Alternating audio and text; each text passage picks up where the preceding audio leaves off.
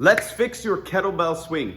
I'm Sean Mosen. I've been teaching kettlebells to instructors around the world for over 20 years, and I am going to help you build your kettlebell foundation. We're going back to the fundamentals in this 4-part series. You don't want to miss any of these, so make sure that you subscribe and you hit the little bell, so every time I put a video up, you're going to get notified. You want to be notified. You don't want to miss stuff. Okay, now, if your kettlebell swing looks something like this, or if this is what you've been trying to do, creasing at the hip, very serious,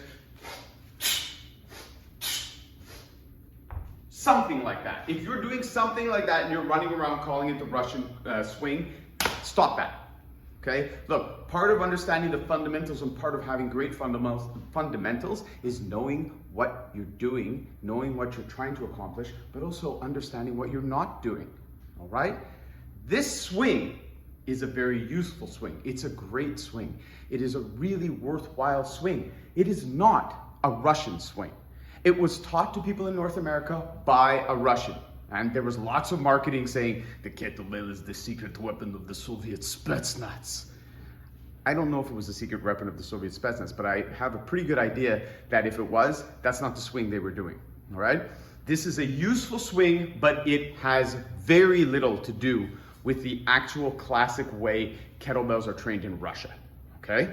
So first, if you want to get good at something, understand something about it. Understand the foundation, understand the fundamentals, okay?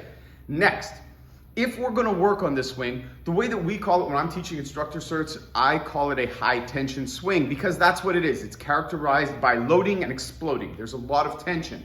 And that is juxtaposed against what they kind of commonly do in Russia. The more classic kettlebell approach is not high tension. We'll get to that in the other videos. So make sure you stick around. And again, subscribe if you want to see them. If we're going to work on this high tension swing, just like we teach in our other fundamentals courses when we're teaching strength and speed with a barbell, the setup is everything. The setup gives you consistency. Consistency helps you adjust things and helps you progress. It also keeps you safe.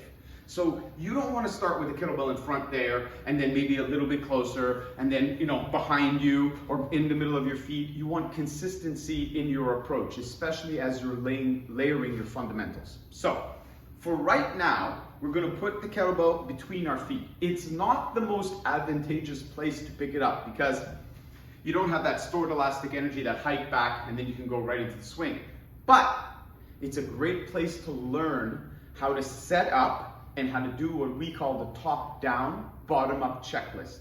This checklist is all about getting you prepped and set, and in particular, making sure your back is safe. So the first thing you're gonna do is you're gonna stand with the kettlebell between your feet.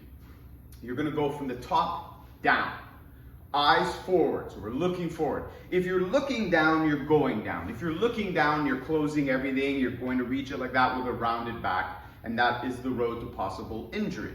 So, eyes forward. Shoulders back and down. I'm reaching back and down, okay? So they're retracted and depressed, if you like the fancy. This opens up the chest, right? Again, we're making sure we're not rounding as we come down. So think about it, like you got a Superman symbol, proud chest. We're gonna crease at the hip. So don't just squat down, but crease. If you have trouble distinguishing between the two, place your hands right here. So shoulders back and down, hands here. It's like I'm folding over. So as I fold over, the knees stay soft. We want them to have a bend in them.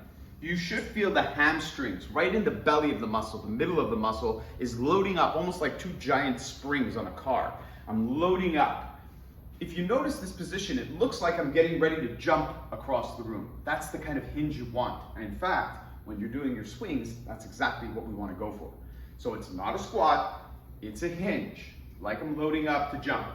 So again, top down, eyes forward, shoulders back and down, crease at the hip, soft knees, okay? We're right here. You can touch your kettlebell handle.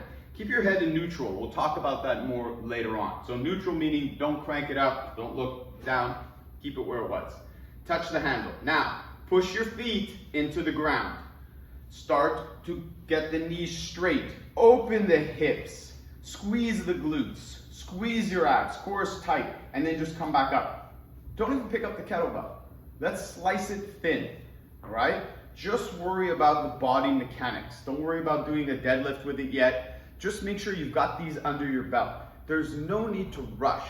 If you rushed a step of the fundamental, if you hurry with your fundamentals, with your basics, you leave little bits behind that you didn't polish, it's gonna show later.